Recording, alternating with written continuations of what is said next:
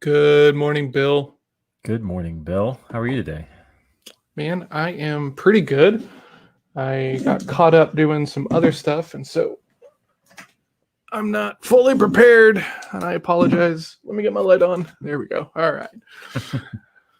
Man, I came in here like with good time to have everything all set up, and then the whirlwind just I looked at my email, I looked at my phone, and I still had a Facebook tab open, and I got just sucked in, and all of a sudden I looked up and it's 7:44.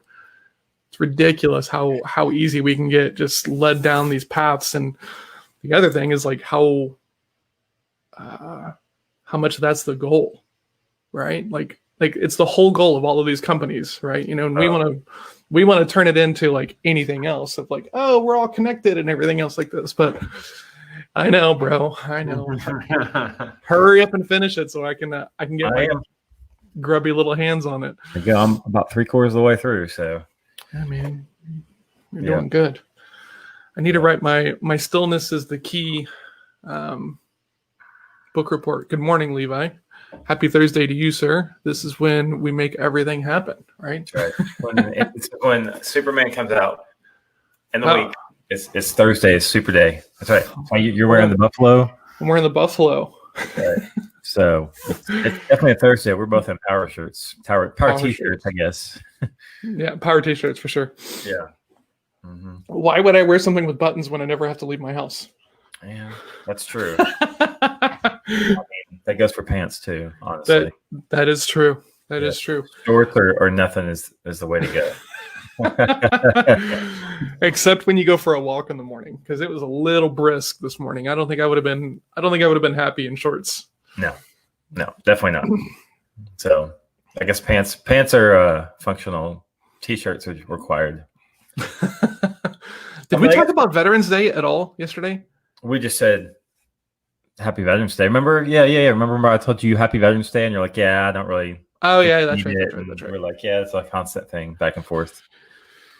That's fair. Yeah, I had completely forgotten all about that conversation. Because it was Veterans Day yesterday, and like it's so weird because like I'm not that guy, you know, but it is nice, right? To do that, and it was cool this year because the Marine Corps birthday was like one day before Veterans Day, so posted about that on LinkedIn a little bit, and yeah, cool. It felt like a long day yesterday, so I'm glad we talked about it. Gotcha. Yeah. Well, did you at least go get you some free food or get some free food delivered to you? No, is that a thing? Yeah, ever played that card? No, I hate that. There's. I'm saying there's. You don't have to say, "Hey, can I get my food for you?" It's like it's Veterans Day. If you show up an ID or something that shows that you're in the military, you get free food. They offer it. You're not like scamming. I know. It was very. Where was I? I was working somewhere, and it was not long after I'd been in basic training and done my AIT and was kind of home, and I think I was already inactive in the reserves, and someone was just expectant of like a military discount. Yeah. You know, it might have been T-Mobile, it might have been in a restaurant or something like this. I don't really remember the details of it, and I just remember getting like no one made you go. Right. Like no one made you do this thing, and you got paid, and you probably got some like good training and a job after it, and all of these things. So don't go around like, well, I'm owed this. You're not owed anything. Like, right. You know. Yeah. That's part of the person though. There's those people from every walk of life, not just military. So, but yeah, I hate it too. Well, I know, like, for example, Pluckers. I got food from Pluckers yesterday, and they were like, "Do you have a military ID? Are you active? Are you reserve? Are you retired?" I get that too a lot. A lot of people think I'm military. Well, it's a shaped head, I think. Maybe, I guess. And so they're like, because it's free food today. If you have that, I was like, no, but that's awesome. So we decided to have Whataburger for dinner last night because it's good. The Chicagoans have not ruined the great brand yet.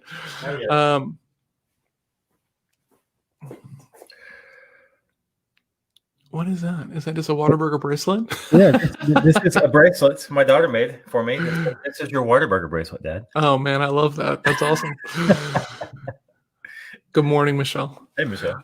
So we're in Whataburger, and the guy right behind us is one of these basing people, right? And it is, man, like so loud, right? And it's you're in the line with like other people, and you're one away from the speaker, and that's when you decide that you're gonna like turn it. I mean, so as a kid, I was a huge fan of basing. Like some friends of mine, not me, because I just never had the money to do it. It had like really cool systems, and they were super loud and everything, and I loved it. Yeah. And so we're sitting in this, and it's over the top loud. Like Melissa's pretty sensitive to like that kind of stuff, gives her a headache, but and normally it doesn't bother me, but like this was, I mean, it was rattling my windows, right? And we're one car ahead. I'm trying to order, and so then we'll like the guy kind of turns the stuff down for his order, and then immediately turns it right back up. It's like you're between the ordering and the window. Like, do you like what do you? Some of those guys, that's the point. He wants you to know how cool. I know. I mean, so really it, man, and I'm trying so hard, right? This is I'm just like, you know what? I have no control over that dude. I cannot control anything he says or does. So I'm just gonna chill, right? And Melissa is like a rage driver, rage passenger, rage navigator, right? So she's just like, there's this comedian who talks about like, oh yeah. There's this comedian who talks about like how his girlfriend is so hard in the vehicle and is just like writing checks that like he's gonna have to like eventually crash, you know? And like Melissa does the same thing. She's like looking back out of the back window with like a stern, and I'm like, what are you gonna do? And she's just like, oh my God, this guy. And I'm like, can you do anything about it? And she was like, no, I can't. I was like, cool. So let's just find something to listen to. Mm-hmm. And so finally it hits this like boiling point. I'm like, cool. And Melissa keeps talking about it. And I was like, hey, like I can't even talk about this with you right now.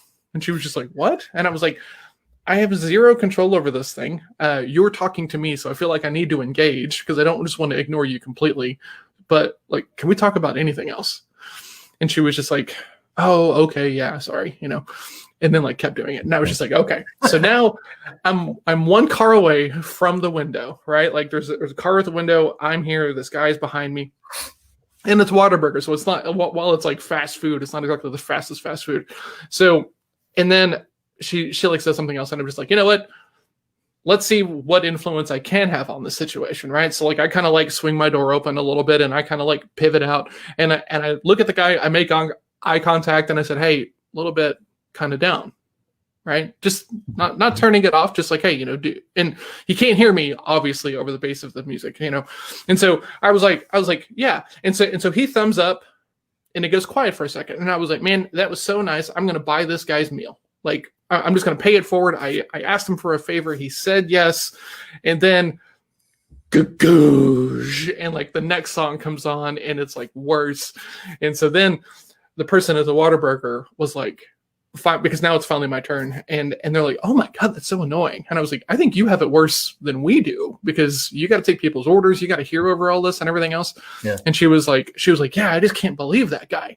And I said, hey, when he pulls up, right, if you feel like you want to say this to him, like let him know that if he turned it down, then I was going to pay for his meal. But since he didn't, that's no longer on the table. And she was like, why would you pay for his meal? And I was like, hey, I asked him to turn it down. I thought he was going to, and I was totally okay buying the guy's food in exchange for that. It felt like a good exchange. And she was just like, well, that's super nice of you. And I was like, well, I mean, I'm not buying it now. And she was like, oh, I completely understand. And then we left and like that. And like, that was the whole thing. But man, I just don't understand. Like, just completely baffles me. So that's so interesting that I was riveted on the edge of my seat. I was waiting to see what happened because there was so many options that could have come out of that scenario. There was a lot of options, right? And it was so funny because we weren't all the way to the window yet. And Melissa was, you know, ramped up about it and like irritated. And I was like, we don't have to get our food. We can go someplace else. Mm-hmm. Right. And she was like, you think sarcasm is helpful right now? And I was like, I'm honestly not being sarcastic. If this is a bother, let's pull out of the line and we'll go to any one of the other 1,000 fast food chains that essentially do all the same things. Yeah. And she's like, no, I really want this. And I was like, okay.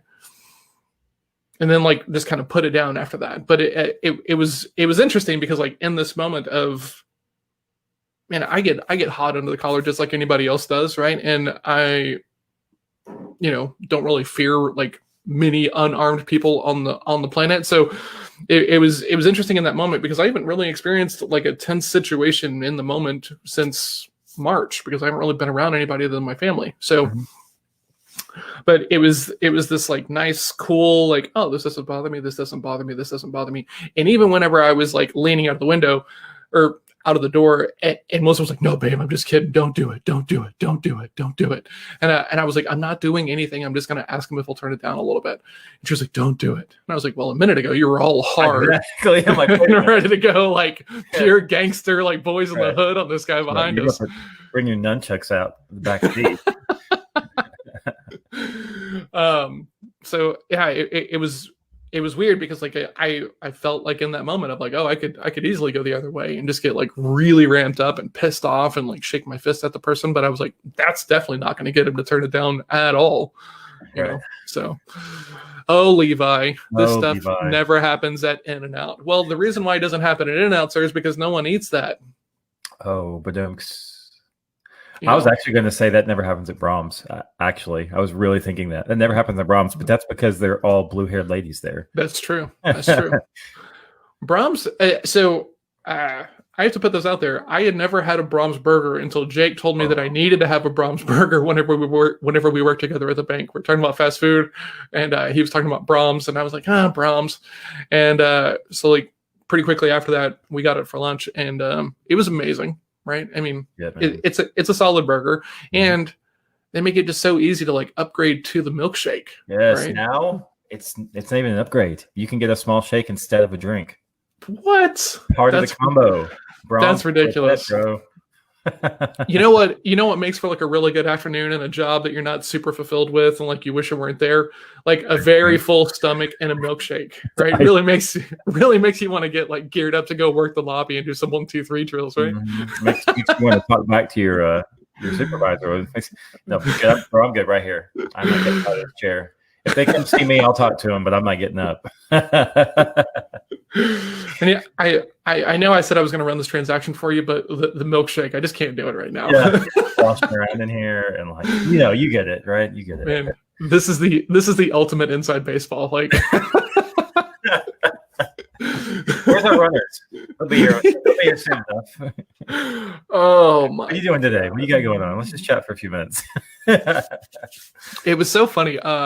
I don't think that I've ever told you this story before, but after I left Chase and I moved over to Compass, this role came up, and this guy Chris Karazisis, who we worked with on our branch, seemed like a good fit. I made an introduction, he got the job, and so then I go out there to see him because the dude is kind of killing it, and I can't really figure out like what he's doing that I'm not. This was even before like I was like on this path, right? Like it was kind of interesting because for all the ego I had around like sales and like my abilities and stuff, I was still like seeking out people who were doing it better than I was, which I find to be kind of interesting. So Chris Karazisis was showing me his sales technique, right? And he goes, you always have 3 options, bro. And I was like, oh, 3 options? Why is this important? And he was like, because they're going to tell you no on the first one, no matter what. And I was like, oh, okay, cool. And this guy at this point in my life is like worldly and had been doing this for a very long time. And so he goes, look, I'm going to show you this one, and then you're going to tell me no. I'm going to show you the second one. You're going to tell me no. Now, before I even show you the third one, Mr. Prospect, I'd like you to just go ahead and put no on this for me. And I was like, why are we doing all of this? This seems very odd. I'll never forget that. Chris Rivera is here, everybody. Oh my God. The man, the myth, the legend, for sure. Right. What's going on, buddy? Good to see you. We're just talking about Brahms burgers in Whataburger. Look at this. Base heads. Look at Levi coming in strong with a bag of burgers and a banana split equals the perfect cheat meal. That's a formula for a coma, is what. Yeah, for a month. Like, holy! Like, how much work do you have to do to like earn that as your cheat meal? Hey, if you follow the Rock on Instagram, that's nothing. Like that's fair. He hits those tall stacks of pancakes and. When you get up at 4 a.m. and you're shouting at yourself because you're not imagining the rope tendons in your bicep like curling to get the most out of the rep, you probably don't earn the same cheat meals that The Rock. If you haven't given yourself stitches with chains from your workout, you don't get a bag of burgers. Sorry, bro. Man, this is so crazy. Like you see that stuff on like Instagram and YouTube, and the guys lifting, with the chains on it and stuff. And forever, I thought, man, like what a ridiculous way to like try to look tough. Like, and I just had it in my head of like this is just like a status seeking thing, like it's complete BS. And then somebody explained it to me that like when you're in this position, right, it's lighter because there's not as much chain like hanging from the thing because it's on the ground. And I was like, oh. It hit me so hard, and I was like, God, what an ass I was, just thinking that these guys are just trying to look tough. Now, some of them are trying to look tough. Yeah, it's both and sometimes. Yeah, and then like the guy from like Athlean, whose ads are all over Facebook. I saw a thing where he was using fake dumbbells in some of his stuff, right? So like he's like showing off of like how strong he is, and the barbells are fake. Oh, that's funny. Yeah, I saw that on Reddit, and I thought that was interesting. He is strong now, so I mean, dude is jacked. I mean, like if you're that jacked and you can only like bend like lift 100 pounds, like why do you care at that point? You know what I'm saying? And he's like our age. Is he really? Yeah. Mm-hmm. I mean, respect. I don't know. It just doesn't make sense to me. Like if you're gonna look that jacked, who cares how much you lift? Like that just seems ridiculous. Well, at this point, he's trying things for ads to get more people in his program, because that dude has trained like he was like a New York Mets special assistant for specific athletic endeavors and like stuff like that. So like he's legit. He's got like super clients, athletes, and so he's the real deal. But I was going to say the sand in your bag. Did you ever feel the same way about people with like ankle weights when they're walking? You're like, oh, how old is this person? Are they 76? Is that why they have ankle weights? They can't do real weight? Okay. Oddly enough, I see value in like lifts and like complex lifting and all that stuff as well. But like, anything is better than nothing, right? So if you're using 5-pound resistance bands because like that's all you can do, at least you're doing more than the person who's not doing anything. Right. No, I know, but did egotistical John though, like back 30-year-old John, laugh at that, or because of maybe military did some of that to you because you knew packs could really weigh you down. You're like, oh, you're putting stuff in your bag, yeah, get it, man. I mean, but it seemed like to make sense, right? You're just making something harder so that way you can improve. The idea of like, I'm going to put chains on the bench, just put more weight on the bench at this point. You know what I'm saying? I didn't really understand that. So that makes sense. Cool. So how'd you do yesterday? Let's see. So I had a really great conversation with a brand new connection. This guy, Mark, and I got connected, and he's in Dallas. I'm in Fort Worth, which is like always like a nice thing. And he has been an entrepreneur and got into like a head of sales role and head of like data role for like a startup. And now he's leaving that and he wants to be a CRM consultant. So we got connected in a Facebook group.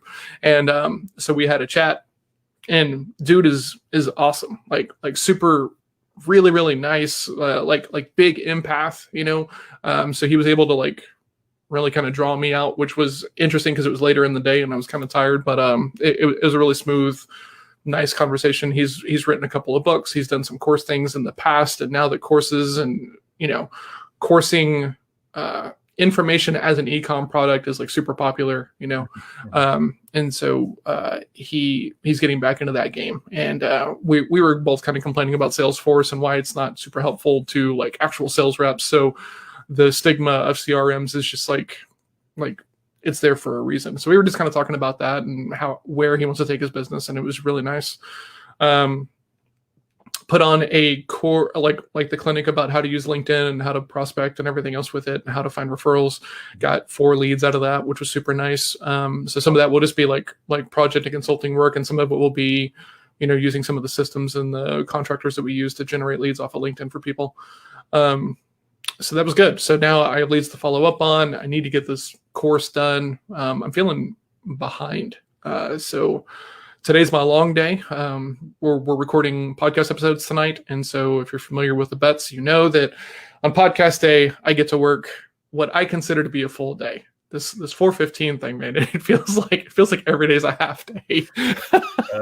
Which means he's not committed to it long term, because he just called it not a full day.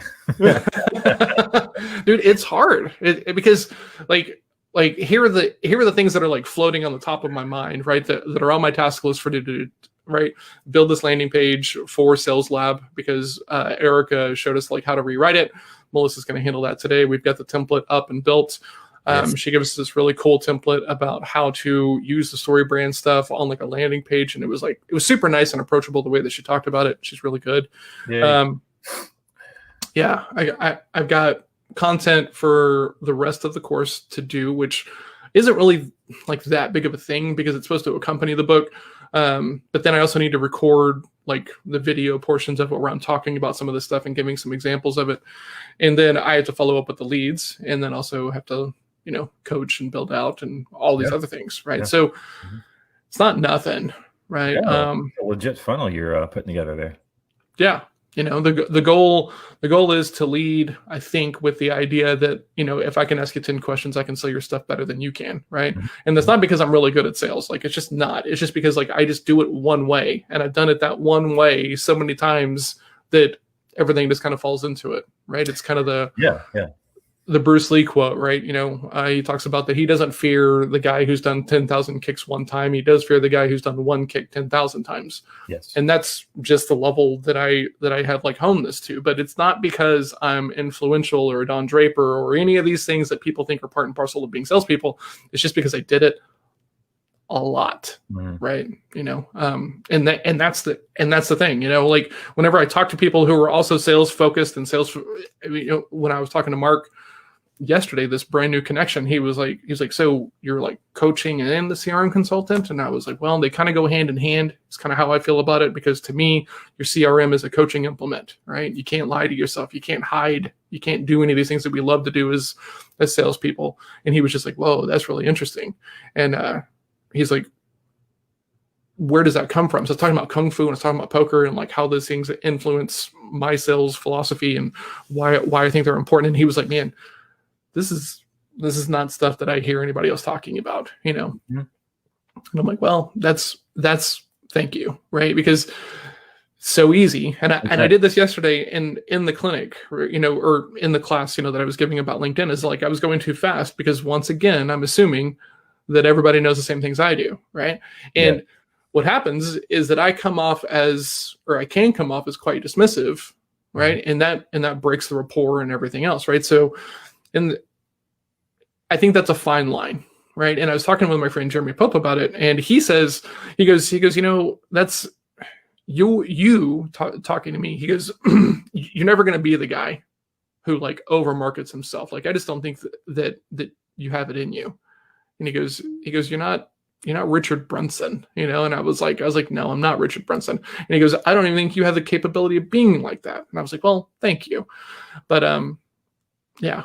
So I'm mentally kind of lumping that idea in with the fact that like everybody's kind of concerned about like marketing fatigue to their list, but since no one really pays as much attention to your marketing as you do, it's largely inconsequential, because it's like, as long as it's relevant, people want it in their life, right?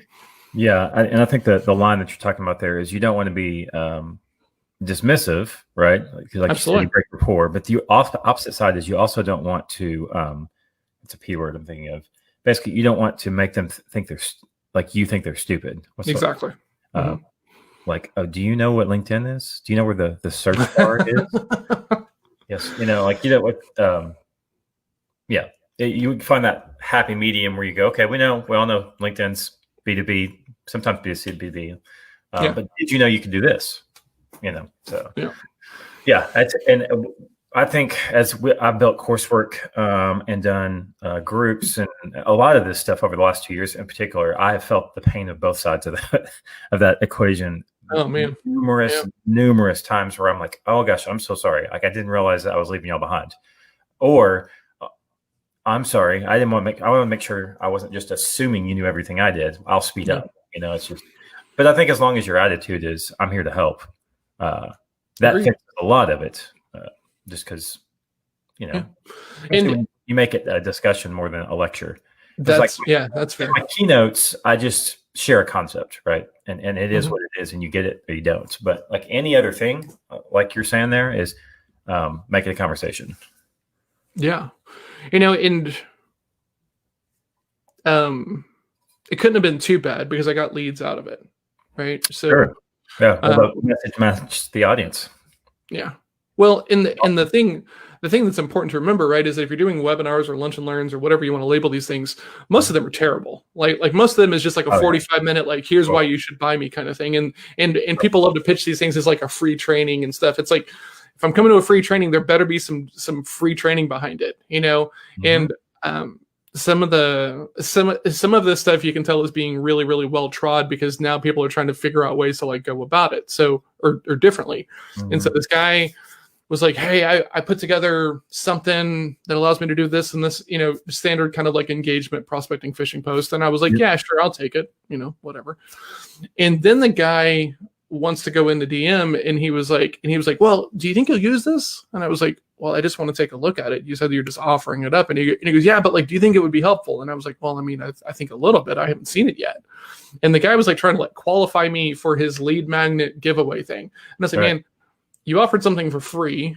Well, I'm trying to take you up on it. Yeah. You're making it really difficult. So you know what? Just keep it. Don't worry about it. Yeah. Hey, Chris Rivera, garbage. That was inside baseball. Sorry. Okay. All good. You said garbage. That's what he does. He calls my writing garbage and he'll put edits on documents that we're doing, and the only edit he's supposed to be going through and doing strike throughs or changing words and things like that. He'll just put garbage. I'm never letting Chris Rivera read anything that I ever write. He's my humble partner. He humbles me constantly. So what do you got today, Bill? So we are actually, gosh, I've got a lot today, honestly. I've got a couple meetings. I've got one with a potential new client this afternoon, so I'm excited about that one. Cool. I've got one before that with a friend of a friend. I met him at a lunch event a few weeks back, and we just clicked and hit it off. And he's one of those people, like, I'm not quite sure why I'm meeting with him from both sides. Like, we just like each other, and it's like, I think we should sit down and see, what's going on. So we're going to do that. And then I've got, I joined something. Have you ever done this? There's a thing called Lunch Club online. And basically you put in your interest and your profession and what you're trying to get out of the meeting. And then they match you with people automatically. And you can put two to three, up to 3 time slots a week that you're available. And then just go and match all that stuff for you. And then they just pop them on your calendar. So I know, but I'm testing it out to see how it goes. I've done one so far and it was pretty good. It was a decent match. And I've got. This is me withholding judgment. There's not a lot of withholding there. That's like judging, and then that's my I'm trying to not jump to the nearest conclusion that like you're probably going to have better targeting doing that on your own and just reaching out to the people directly. But when you're it's done automatically for me. So it's one of those things where if it's volume and I can get some people in while I'm doing it on my own, looking for those that's people. Fair. And you have the free group, right? So you have the free group, so you have like an easy free option for people who want to improve to start working with you. So that kind of makes sense, We'll see how it goes. Yeah. So I'll be curious to see your trip report. One so far, it was okay.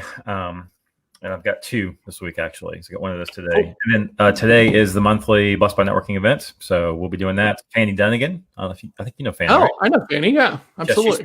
She's speaking about using video on LinkedIn to get new leads. So should be really good. She's got great info.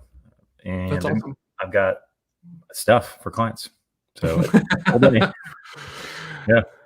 Okay, so we got my morning session with Levi. We're going to be adding another person to that because the client kind of fell into a situation where a friend of his also wants to sell. So I'm going to be working with Levi, who I found for him, and this new friend of his, Jordan, who this is kind of crazy. We had a conversation, and he quit his girlfriend and baby mama's dad's HVAC company because there wasn't enough sales in the role.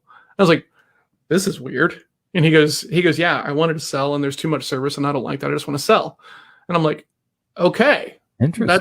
That's uncommon. I like it. Yeah, exactly. And I'm like, oh, I can do a lot with this. So we're going to start working together. So that'll be exciting. Sales Lab at 9 today. We're going to be talking about like the last bit of stuff, right? You know, there's a couple of big main things you have to be talking about, right? And they're pain points or features and benefits or like discovery section, money, and then like for me, I kind of package everything else into like that last little phase, right? Getting from where we are in this conversation to, yes, the final steps of qualifying to make sure that I want to work with you. You're going to see value in the things that I do and vice versa. And qualifying around like the low hanging fruit that a lot of salespeople miss, right? So if you can do that in one whole section, it's easier to train and easier to do consistently. So we're going to be working on that at 9.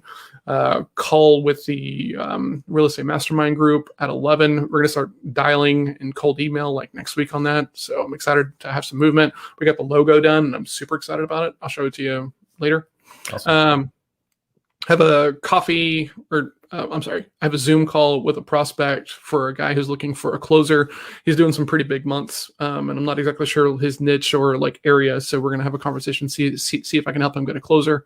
And then I have another prospecting call with this woman who's in the Story Brand Network and has a client who might be looking for a salesperson. So Erica got me connected to a woman named Lauren Cockrell, and we're having a digital chat later on today. I'm working with Lauren right now. Are you really?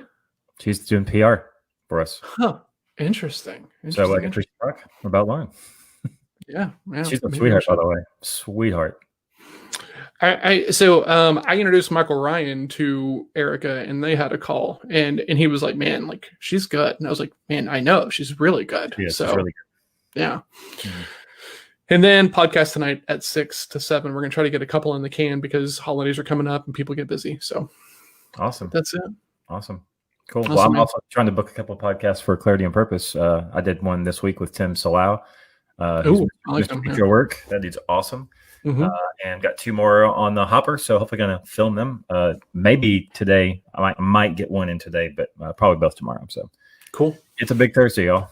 Absolutely. All right, guys. So, yeah, go figure out what you need to do to go be productive. Work your day, work your plan. If you don't have time to plan, you're already behind.